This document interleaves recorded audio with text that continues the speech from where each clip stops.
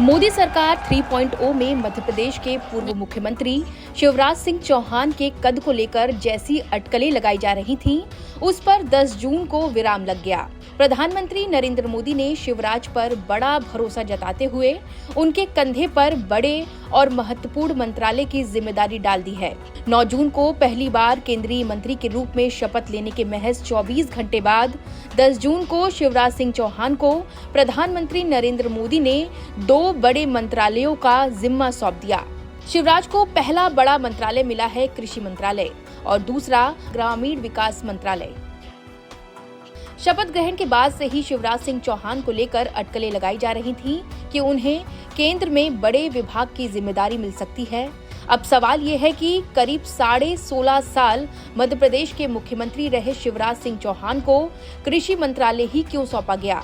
इसका जवाब जानने के लिए हमें आपको मध्य प्रदेश लेकर जाना होगा। मध्य प्रदेश के 4 बार के मुख्यमंत्री रहे शिवराज सिंह चौहान को सफल मुख्यमंत्रियों की श्रेणी में गिना जाता है। शिवराज के मुख्यमंत्री रहते मध्य प्रदेश कृषि के क्षेत्र में अग्रणी राज्य बना। एमपी ने लगातार 7 बार कृषि कर्मण अवार्ड जीता। कृषि कर्मण पुरस्कार देश के खाद्यान्न उत्पादन को बढ़ाने के लिए सर्वश्रेष्ठ प्रदर्शन करने वाले राज्यों को दिए जाते हैं, जो कि एमपी के खाते में 7 बार आ चुका है। इसके अलावा गेहूं के पैदावार में देश में पहला स्थान प्राप्त किया।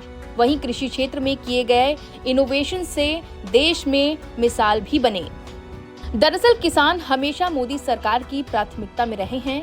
इसी कारण मोदी सरकार 3.0 का गठन होते ही सबसे पहले पीएम मोदी ने किसानों के हित में फैसला लेते हुए किसान सम्मान निधि की फाइल पर हस्ताक्षर किए और एक बार फिर दोहराया कि देश भर के किसान भाई बहनों का जीवन आसान बनाने के लिए उनकी सरकार प्रतिबद्ध है। वहीं शिवराज सिंह चौहान मोदी के किसानों के प्रति इस लक्ष्य को पूरा करने के लिए बिल्कुल फिट बैठते हैं, क्योंकि एमपी में शिवराज सिंह चौहान की सरकार के दौरान उन्होंने कृषि क्षेत्र में कई नवाचार किए थे, जिसको दूसरे राज्यों ने भी अपनाया था। शिवराज के सीएम रहते एमपी ने गेहूं के पैदावार में देश में पहला स्थान प्राप्त किया। उनके मुख्यमंत्री बनने के बाद मध्य प्रदेश की कृषि विकास दर में एकदम से उछाल देखी गई। कृषि विकास दर लगातार दहाई अंक में बना रहा। इसके अलावा सिंचाई क्षमता 45 लाख हेक्टेयर हो गई। इसका लाभ उत्पादन में वृद्धि के रूप में किसानों को मिला। यहाँ तक कि जब जब उपज की कीमतें बाजार में समर्थन मूल्य यानी एमएसपी से कम थीं, तब शिवराज सिंह चौहान भावांतर भुगतान योजना जैसी स्कीम लेकर आए, जिसमें इस अंतर की राशि का भुगतान सरकार की ओर से किया गया। इसके अलावा वो शिवराज सिंह चौहान ही हैं जिन्होंने भू राजस्व संहिता के प्रावधानों में संशोधन किया और आपदा की स्थिति में किसानों को होने वाली क्षतिपूर्ति में कई गुना की वृद्धि की। प्रधानमंत्री फसल बीमा योजना के क्रियान्वयन के साथ साथ शिवराज ने जैविक और प्राकृतिक कृषि को बढ़ावा देने के लिए भी कई महत्वपूर्ण कदम उठाए।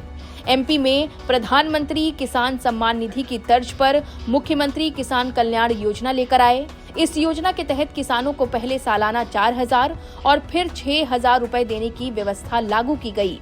उन्होंने कृषि को उद्यानिकी यानी कि हॉर्टिकल्चर और पशुपालन से जोड़कर किसानों की आय में बढ़ोतरी करने के प्रयास भी किए।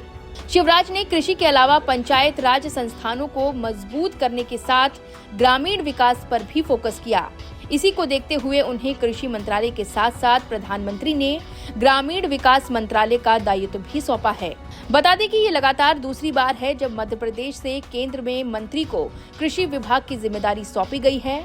इससे पहले ये दोनों ही विभाग मोदी सरकार के दूसरे कार्यकाल में मध्य प्रदेश के सीनियर नेता नरेंद्र सिंह तोमर के पास थे।